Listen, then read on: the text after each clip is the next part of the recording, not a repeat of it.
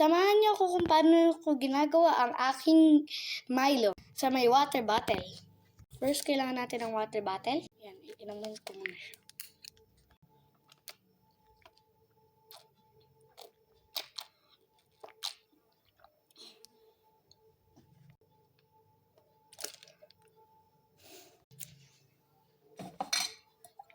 Anbi tayo.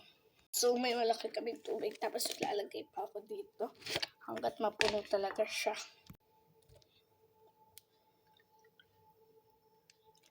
Ayan. Grabe na bawas. Oh my God.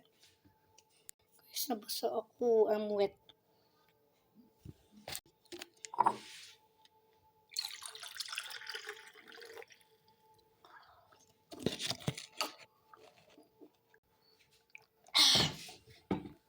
Of course, need natin ang Milo pack. At gupitin. Siyempre. Nestle o Nestle? Alo.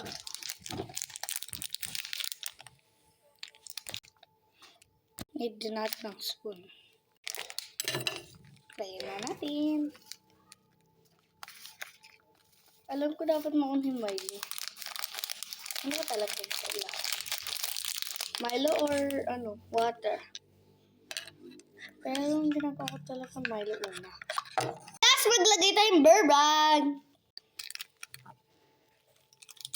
Wait, bakit na ba ito? Ayan.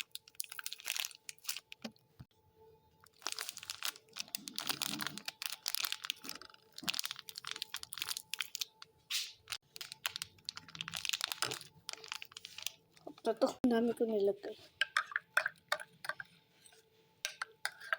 Mix mo ulit. Next step ay mahirap. Dapat ilalagay natin ito sa loob. Obviously, hindi natin ilagay. So, ganito ginagawa ko. Nilalagay ko yung spoon para hindi siya matapon everywhere. Yan lang. Tapos na yan na. Palagay ko chocolate bar. Oh, yun. Sorry. Paano yun naging cute?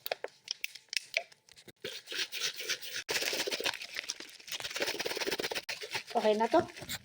So, hanap pa ako ng cheese para sa merienda ko. Walang cheese. Baking soda nakita ko. Guys, ako tawag yung cheese. Tanong ko na lang guys. Sa next video na lang. Bye!